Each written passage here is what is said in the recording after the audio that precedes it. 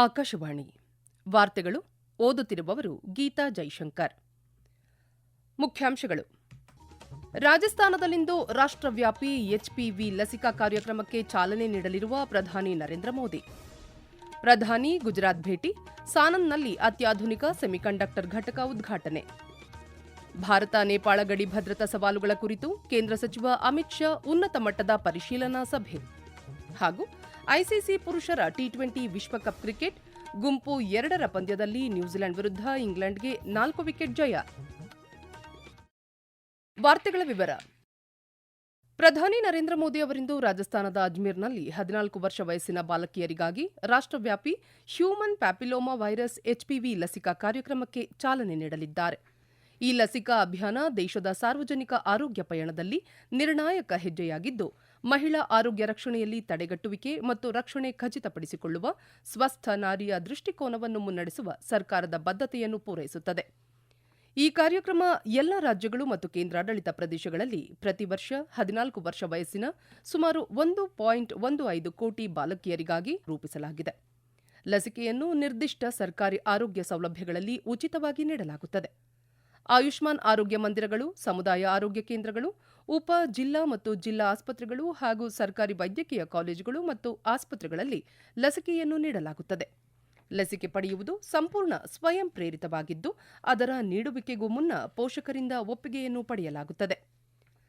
ಗರ್ಭಕಂಠದ cancer ದೇಶದಲ್ಲಿ ಮಹಿಳೆಯರಲ್ಲಿ 2ನೇ ಅತ್ಯಂತ ಸಾಮಾನ್ಯವಾಗಿ ಕಾಣಿಸಿಕೊಳ್ಳುವ ಕ್ಯಾನ್ಸರ್ ಆಗಿದೆ. ಗ್ಲೋಬಕ್ಯಾನ್ 2026ರ ದತ್ತಾಂಶದ ಪ್ರಕಾರ ವಾರ್ಷಿಕವಾಗಿ 1,20,000ಕ್ಕೂ ಹೆಚ್ಚು ಹೊಸ ಪ್ರಕರಣಗಳು ಮತ್ತು ಸುಮಾರು 80,000 ಸಾವುಗಳು ಸಂಭವಿಸುತ್ತಿವೆ. ಲಸಿಕೆ ಮತ್ತು ಆರಂಭಿಕ ತಪಾಸಣೆಯ ಮೂಲಕ ಹೆಚ್ಚಾಗಿ ತಡೆಗಟ್ಟಬಹುದಾದರೂ ಗರ್ಭಕಂಠದ ಕ್ಯಾನ್ಸರ್ ಚಿಕಿತ್ಸೆ ಕುಟುಂಬಗಳು ಮತ್ತು ಆರೋಗ್ಯ ವ್ಯವಸ್ಥೆಯ ಮೇಲೆ ಭಾರಿ ಹೊರೆಯಾಗಿದೆ. ರಾಷ್ಟ್ರವ್ಯಾಪಿ ಈ ಲಸಿಕಾ ಕಾರ್ಯಕ್ರಮವು ಎಚ್ಪಿವಿ ಸೋಂಕು ಕ್ಯಾನ್ಸರ್ ಆಗಿ ಪರಿವರ್ತಿತವಾಗುವ ಮೊದಲು ತಡೆಗಟ್ಟುವ ಮೂಲಕ ಈ ಸವಾಲನ್ನು ಪರಿಹರಿಸುತ್ತದೆ. ದೇಶಾದ್ಯಂತ 14 ವರ್ಷ ವಯಸ್ಸಿನ ಬಾಲಕಿಯರಿಗೆ ಉಚಿತ ಎಚ್ಪಿವಿ ಲಸಿಕೆ ಒದಗಿಸುವ ಕೇಂದ್ರ ಸರ್ಕಾರದ ನಿರ್ಧಾರವನ್ನು ಭಾರತೀಯ ವೈದ್ಯಕೀಯ ಸಂಸ್ಥೆ ಐಎಂಎ ಶ್ಲಾಘಿಸಿದೆ. ಪ್ರಧಾನಿ ನರೇಂದ್ರ ಮೋದಿ ಅವರಿಗೆ ಬರೆದಿರುವ ಪತ್ರದಲ್ಲಿ ಐಎಂಎ ಈ ಉಪಕ್ರಮ ಗರ್ಭಕಂಠ ಕ್ಯಾನ್ಸರ್ ತಡೆಗಟ್ಟಲು ಸಹಕಾರಿಯಾಗಲಿದೆ. ಆ ಮೂಲಕ ಲಕ್ಷಾಂತರ ಮಹಿಳೆಯರ ಆರೋಗ್ಯ ಮತ್ತು ಜೀವನವನ್ನು ರಕ್ಷಿಸಲಿದೆ. ದೇಶದಾದ್ಯಂತ 1,800ಕ್ಕೂ ಅಧಿಕ ಸ್ಥಳೀಯ ಕೇಂದ್ರಗಳನ್ನು ಹೊಂದಿರುವ ಐಎಂಎ ಈ ರಾಷ್ಟ್ರೀಯ ಉಪಕ್ರಮಕ್ಕೆ ಸಂಪೂರ್ಣ ಬೆಂಬಲ ನೀಡಲು ಬದ್ಧವಾಗಿರುತ್ತದೆ ಎಂದು ತಿಳಿಸಿದೆ.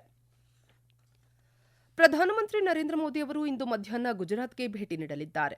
ಈ ವೇಳೆ ಅವರು ಸಾನನ್ನಲ್ಲಿ ಮೈಕ್ರಾನ್ ಟೆಕ್ನಾಲಜಿಯ ಅತ್ಯಾಧುನಿಕ ಸೆಮಿಕಂಡಕ್ಟರ್ ಜೋಡಣೆ ಪರೀಕ್ಷೆ ಮತ್ತು ಪ್ಯಾಕೇಜಿಂಗ್ ಘಟಕವನ್ನು ಉದ್ಘಾಟಿಸಲಿದ್ದಾರೆ. ಆ ಮೂಲಕ ಭಾರತದಲ್ಲೇ ತಯಾರಿಸಲಾದ ಮೊದಲ ಸೆಮಿಕಂಡಕ್ಟರ್ ಮೆಮೊರಿ ಮಾಡ್ಯೂಲ್ಗಳ ವಾಣಿಜ್ಯ ಉತ್ಪಾದನೆ ಮತ್ತು ಅಧಿಕೃತ ಸಾಗಣೆಗೆ ಚಾಲನೆ ದೊರೆಯಲಿದೆ. ಈ ಸಂದರ್ಭದಲ್ಲಿ ಕೇಂದ್ರ ವಿದ್ಯುನ್ಮಾನ ಮತ್ತು ಮಾಹಿತಿ ತಂತ್ರಜ್ಞಾನ ಸಚಿವ ಅಶ್ವಿನಿ ವೈಷ್ಣವ್ ಉಪಸ್ಥಿತರಿರಲಿದ್ದಾರೆ.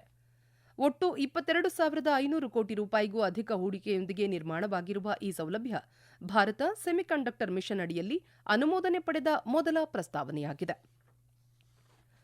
ಬಿಹಾರದಲ್ಲಿ ನಿನ್ನೆ ಕೇಂದ್ರ ಗೃಹ ಸಚಿವ ಅಮಿತ್ ಶಾ ಭಾರತ ನೇಪಾಳ ಗಡಿ ಭಾಗದ ಜಿಲ್ಲೆಗಳಲ್ಲಿನ ಭದ್ರತಾ ಸವಾಲುಗಳ ಕುರಿತು ಉನ್ನತ ಮಟ್ಟದ ಪರಿಶೀಲನಾ ಸಭೆ ನಡೆಸಿದರು.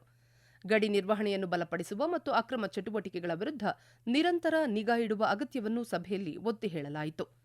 ಗಡಿ ಪ್ರದೇಶಗಳಲ್ಲಿ ಅಕ್ರಮ ಮೂಲಸೌಕರ್ಯ ನಿರ್ಮಾಣ, ಅಕ್ರಮ ವಲಸೆ, ನಕಲಿ ಭಾರತೀಯ ನೋಟುಗಳ ಚಲಾವಣೆ, ಒತ್ತುವರಿ ಮತ್ತು ಅನಧಿಕೃತ ಹಣಕಾಸು ಹರಿವಿನಂತಹ ಗಂಭೀರ ಸವಾಲುಗಳನ್ನು ಎದುರಿಸಲು ವಿವಿಧ ಸಂಸ್ಥೆಗಳ ನಡುವೆ ಸಮನ್ವಯಕ್ಕಾಗಿ ಕ್ರಮ ಕೈಗೊಳ್ಳಲು ಸಭೆಯಲ್ಲಿ ನಿರ್ಧರಿಸಲಾಯಿತು. ಸರ್ವೋಚ್ಚ ನ್ಯಾಯಾಲಯದ ಆದೇಶದನ್ವಯ ಪಶ್ಚಿಮ ಬಂಗಾಳದ ಅಂತಿಮ ಮತದಾರರ ಪಟ್ಟಿಯನ್ನು ಕೇಂದ್ರ ಚುನಾವಣಾ ಆಯೋಗ ಇಂದು ಪ್ರಕಟಿಸಲಿದೆ. ವಿಶೇಷ ತೀವ್ರ ಪರಿಷ್ಕರಣಾ ಪ್ರಕ್ರಿಯೆಯ ಮೂಲಕ ನ್ಯಾಯಾಂಗದಿಂದ ದೃಢೀಕರಿಸಲ್ಪಟ್ಟ ಮತದಾರರ ಹೆಸರುಗಳು ಈ ಪಟ್ಟಿಯಲ್ಲಿ ಸೇರಿವೆ. ಒಟ್ಟು 7,08,00,000 ಮತದಾರರ ಹೆಸರುಗಳನ್ನು ಒಳಗೊಂಡಿರುವ ಈ ಪಟ್ಟಿಯನ್ನು ವಿವಿಧ ವರ್ಗಗಳ ಆಧಾರದ ಮೇಲೆ ವಿಂಗಡಿಸಿ ಅಧಿಕೃತಗೊಳಿಸಲಾಗುವುದು.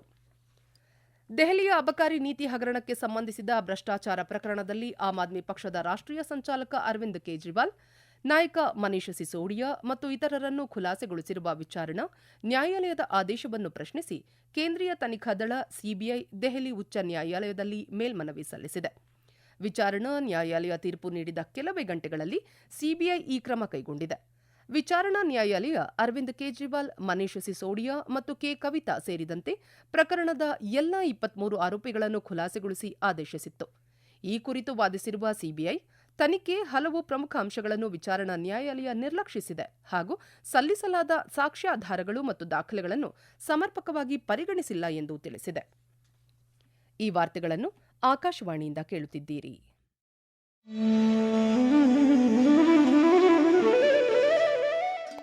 ನಿಮಗೆ ವರದಿಗಾರಿಕೆಯ ಕೌಶಲ್ಯವಿದೆಯೇ? ನೀವು ಸುದ್ದಿಯ ವಾಸನೆ ಗ್ರಹಿಸಬಲ್ಲಿರಾ? ಹಾಗಿದ್ದರೆ ಆಕಾಶವಾಣಿಯ ಪ್ರಾದೇಶಿಕ ಸುದ್ದಿ ವಿಭಾಗಕ್ಕೆ ಸೇರಿಕೊಳ್ಳುವ ಅವಕಾಶ ಇಲ್ಲಿದೆ. ಆಕಾಶವಾಣಿ ರಾಯಚೂರು ಮತ್ತು ಚಿತ್ರದುರ್ಗ ಜಿಲ್ಲೆಗಳ ಅರೆಕಾಲಿಕ ವರದಿಗಾರರ ಹುದ್ದೆಗಳ ಆಯ್ಕೆಗಾಗಿ ಅರ್ಜಿಗಳನ್ನು ಆಹ್ವಾನಿಸಿದೆ. ಅರ್ಜಿ ಸಲ್ಲಿಸಲು ಫೆಬ್ರವರಿ 28, 2026 ಕೊನೆಯ ದಿನವಾಗಿದೆ. ಹೆಚ್ಚಿನ ವಿವರಗಳಿಗೆ ನಮ್ಮ ಫೇಸ್ಬುಕ್ ಪೇಜ್ ಆಕಾಶವಾಣಿ ವಾರ್ತೆ ಕನ್ನಡ ಅಥವಾ ಎಕ್ಸ್ ಖಾತೆ ಮತ್ತು ಇನ್ಸ್ಟಾಗ್ರಾಂ ಖಾತೆ ಆಕಾಶವಾಣಿ ನ್ಯೂಸ್ ಕನ್ನಡವನ್ನು ಸಂಪರ್ಕಿಸಬಹುದು. ಉಪರಾಷ್ಟ್ರಪತಿ ಸಿಪಿ ರಾಧಾಕೃಷ್ಣನ್ ಅವರು ಇಂದಿನಿಂದ 2 ದಿನಗಳ ಕಾಲ ಕೇರಳ ಪ್ರವಾಸ ಕೈಗೊಳ್ಳಲಿದ್ದಾರೆ. ಪ್ರವಾಸದ ಮೊದಲನೇ ದಿನವಾದ ಇಂದು ಉಪರಾಷ್ಟ್ರಪತಿ ಚಂಗನಸೆರಿಯ ಸೇಂಟ್ ಬೆರ್ಚ್ಮನ್ಸ್ ಕಾಲೇಜಿನ ಶತಮಾನೋತ್ಸವ ಸಂಭ್ರಮಾಚರಣೆಯ ಸಮಾರೋಪ ಸಮಾರಂಭದಲ್ಲಿ ಪಾಲ್ಗೊಳ್ಳಲಿದ್ದಾರೆ. ನಾಳೆ ಅವರು ತ್ರಿಶೂರ್ನ ದೇವಮಾತಾ ಸಿಎಂಐ ಪಬ್ಲಿಕ್ ಶಾಲೆಯಲ್ಲಿ ಚೇತನ ಗಾನಾಶ್ರಮಕ್ಕೆ ಶಂಕುಸ್ಥಾಪನೆ ನೆರವೇರಿಸಲಿದ್ದಾರೆ. ಇದರ ಜೊತೆಗೆ ಉಪರಾಷ್ಟ್ರಪತಿ ತಿರುವನಂತಪುರಂನಲ್ಲಿ ಸೇಂಟ್ ಸ್ಟೀಫನ್ ಪ್ರೌಢಶಾಲೆಯ ಶತಮಾನೋತ್ಸವ ಸಮಾರಂಭದಲ್ಲಿ ಪಾಲ್ಗೊಳ್ಳಲಿದ್ದಾರೆ. ಪಾಕಿಸ್ತಾನದೊಂದಿಗೆ ಸದ್ಯ ಉದ್ಭವಿಸಿರುವ ಸಂಘರ್ಷದ ಪರಿಸ್ಥಿತಿಯನ್ನು ಮಾತುಕತೆ ಮತ್ತು ರಾಜತಾಂತ್ರಿಕ ಮಾರ್ಗಗಳ ಮೂಲಕ ಬಗೆಹರಿಸಿಕೊಳ್ಳಲು ಬಯಸುತ್ತಿರುವುದಾಗಿ ಆಫ್ಘಾನಿಸ್ತಾನ ತಿಳಿಸಿದೆ. ಆಫ್ಘಾನಿಸ್ತಾನ ವಿದೇಶಾಂಗ ಸಚಿವ Amir Khan Muttaqi Saudi Arabia, Qatar ಮತ್ತು ಟರ್ಕಿ ದೇಶಗಳ ವಿದೇಶಾಂಗ ಸಚಿವರೊಂದಿಗೆ ದೂರವಾಣಿ ಮೂಲಕ ಮಾತುಕತೆ ನಡೆಸಿ ಪ್ರಚಲಿತ ಬೆಳವಣಿಗೆಗಳ ಕುರಿತು ಚರ್ಚಿಸಿದ್ದಾರೆ.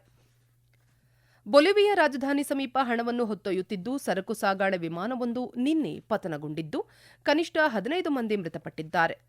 ಲಾಪಾಸ್ ವಿಮಾನ ನಿಲ್ದಾಣ ಸಮೀಪದ ಹೆದ್ದಾರಿಯಲ್ಲಿ ಈ ದುರಂತ ಸಂಭವಿಸಿದೆ. ಅಗ್ನಿಶಾಮಕ ದಳದ ಮುಖ್ಯಸ್ಥ ಪಾವೆಲ್ ತೋವರ್ ಘಟನೆ ಬಗ್ಗೆ ಮಾಹಿತಿ ನೀಡಿದ್ದು, ಮೃತಪಟ್ಟವರು ವಿಮಾನದಲ್ಲಿದ್ದವರೇ ಅಥವಾ ಹೆದ್ದಾರಿಯಲ್ಲಿದ್ದ ವಾಹನಗಳಲ್ಲಿದ್ದವರೇ ಎಂಬುದು ಇನ್ನೂ ಸ್ಪಷ್ಟವಾಗಿಲ್ಲ ಎಂದು ತಿಳಿಸಿದ್ದಾರೆ. ಅಪಘಾತದಲ್ಲಿ ಹಲವರು ಗಾಯಗೊಂಡಿದ್ದು ಅವರನ್ನು ಸ್ಥಳೀಯ ಆಸ್ಪತ್ರೆಗೆ ದಾಖಲಿಸಲಾಗಿದೆ. ಕೃತಕ ಬುದ್ದಿಮತ್ತೆ ಅಭಿವೃದ್ಧಿಪಡಿಸುವ ಪ್ರಮುಖ ಸಂಸ್ಥೆಯಾದ ಆಂಥ್ರೋಪಿಕ್ ಕಂಪನಿಯ ತಂತ್ರಜ್ಞಾನ ಬಳಕೆಯನ್ನು ತಕ್ಷಣವೇ ಸ್ಥಗಿತಗೊಳಿಸುವಂತೆ ಅಮೆರಿಕ ಅಧ್ಯಕ್ಷ ಡೊನಾಲ್ಡ್ ಟ್ರಂಪ್ ತಮ್ಮ ಎಲ್ಲ ಸರ್ಕಾರಿ ಸಂಸ್ಥೆಗಳಿಗೆ ಆದೇಶಿಸಿದ್ದಾರೆ. ಸಾಮಾಜಿಕ ಜಾಲತಾಣದ ಸಂದೇಶದಲ್ಲಿ ಅಧ್ಯಕ್ಷ ಟ್ರಂಪ್ ಈ ತಂತ್ರಜ್ಞಾನ ಸಂಸ್ಥೆಯೊಂದಿಗೆ ತಾವು ವ್ಯವಹಾರ ನಡೆಸುವುದಿಲ್ಲ ಎಂದು ತಿಳಿಸಿದ್ದಾರೆ. ಕ್ರಿಕೆಟ್. ಕೊಲಂಬೋದ ಆರ್ ಪ್ರೇಮದಾಸ್ ಕ್ರೀಡಾಂಗಣದಲ್ಲಿ ಕಳೆದ ರಾತ್ರಿ ನಡೆದ ಐಸಿಸಿ ಪುರುಷರ ಟಿ20 ವಿಶ್ವಕಪ್ ಕ್ರಿಕೆಟ್ನ ಸೂಪರ್ 8ರ ಹಂತದ ಗುಂಪು 2ರ ಪಂದ್ಯದಲ್ಲಿ ನ್ಯೂಜಿಲೆಂಡ್ ತಂಡವನ್ನು ಇಂಗ್ಲೆಂಡ್ ತಂಡ 4 ವಿಕೆಟ್ಗಳಿಂದ ಪರಾಭವಗೊಳಿಸಿದೆ. ನ್ಯೂಜಿಲೆಂಡ್ ನೀಡಿದ 160 ರನ್ಗಳ ಗುರಿ ಬೆನ್ನತ್ತಿದ ಇಂಗ್ಲೆಂಡ್ 19.3 ಓವರ್ಗಳಲ್ಲಿ 6 ವಿಕೆಟ್ ನಷ್ಟಕ್ಕೆ 161 ರನ್ ಗಳಿಸಿ ಸೆಮಿಫೈನಲ್ನಲ್ಲಿ ತನ್ನ ಸ್ಥಾನ ಭದ್ರಪಡಿಸಿಕೊಂಡಿದೆ. ಇಂದು ಪಲ್ಲೆಕೆಲೆ ಕ್ರೀಡಾಂಗಣದಲ್ಲಿ ನಡೆಯಲಿರುವ ಗುಂಪು 1ರ ಪಂದ್ಯದಲ್ಲಿ ಶ್ರೀಲಂಕಾ ಹಾಗೂ ಪಾಕಿಸ್ತಾನ ತಂಡಗಳು ಮುಖಾಮುಖಿಯಾಗಲಿವೆ. ಪಂದ್ಯ ರಾತ್ರಿ 7 ಗಂಟೆಗೆ ಆರಂಭವಾಗಲಿದೆ. ಕರ್ನಾಟಕದ ಹುಬ್ಬಳ್ಳಿಯಲ್ಲಿ ನಡೆಯುತ್ತಿರುವ ರಣಜಿ ಟ್ರೋಫಿ ಫೈನಲ್ ಪಂದ್ಯದ 5ನೇ ದಿನದಾಟದಲ್ಲಿಂದು ಕರ್ನಾಟಕ ವಿರುದ್ಧ ಜಮ್ಮು ಕಾಶ್ಮೀರ ತನ್ನ 2ನೇ ಇನ್ನಿಂಗ್ಸ್ ಅನ್ನು ಮುಂದುವರೆಸಲಿದೆ. 2ನೇ ಇನ್ನಿಂಗ್ಸ್ನಲ್ಲಿ 4ನೇ ದಿನದಾಟದ ಅಂತ್ಯಕ್ಕೆ ನಿನ್ನೆ ಜಮ್ಮು ಕಾಶ್ಮೀರ 4 ವಿಕೆಟ್ ನಷ್ಟಕ್ಕೆ 186 ರನ್ ಗಳಿಸಿದೆ. ಪ್ರಸ್ತುತ ಜಮ್ಮು ಕಾಶ್ಮೀರ 477 ರನ್ಗಳ ಮುನ್ನಡೆಯಲ್ಲಿದೆ. ಇಂದಿನ ದಿನದಾಟ 9:30ಕ್ಕೆ ಆರಂಭವಾಗಲಿದೆ.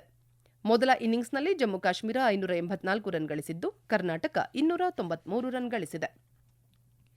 ಕೊನೆಯಲ್ಲಿ ಮತ್ತೊಮ್ಮೆ ವಾರ್ತೆಗಳ ಮುಖ್ಯಾಂಶಗಳು. ರಾಜಸ್ಥಾನದಲ್ಲಿಂದು ರಾಷ್ಟ್ರವ್ಯಾಪಿ ಎಚ್ಪಿವಿ ಲಸಿಕಾ ಕಾರ್ಯಕ್ರಮಕ್ಕೆ ಚಾಲನೆ ನೀಡಲಿರುವ ಪ್ರಧಾನಿ ನರೇಂದ್ರ ಮೋದಿ. ಪ್ರಧಾನಿ ಗುಜರಾತ್ ಭೇಟಿ, ಸಾನನ್ನಲ್ಲಿ ಅತ್ಯಾಧುನಿಕ ಸೆಮಿಕಂಡಕ್ಟರ್ ಘಟಕ ಉದ್ಘಾಟನೆ. ಭಾರತ ನೇಪಾಳ ಗಡಿ ಭದ್ರತಾ ಸವಾಲುಗಳ ಕುರಿತು ಕೇಂದ್ರ ಸಚಿವ ಅಮಿತ್ ಶಾ ಉನ್ನತ ಮಟ್ಟದ ಪರಿಶೀಲನಾ ಸಭೆ. ಹಾಗೂ ಐಸಿಸಿ ಪುರುಷರ ಟಿ20 ವಿಶ್ವಕಪ್ ಕ್ರಿಕೆಟ್ ಗುಂಪು 2ರ ಪಂದ್ಯದಲ್ಲಿ ನ್ಯೂಜಿಲೆಂಡ್ ವಿರುದ್ಧ ಇಂಗ್ಲೆಂಡ್ಗೆ 4 ವಿಕೆಟ್ಗಳ ಜಯ. ಇಲ್ಲಿಗೆ ವಾರ್ತಾ ಪ್ರಸಾರ ಮುಕ್ತಾಯವಾಯಿತು. ನಮ್ಮ ಮುಂದಿನ ವಾರ್ತಾ ಪ್ರಸಾರ ಮಧ್ಯಾಹ್ನ 12 ಗಂಟೆಗೆ.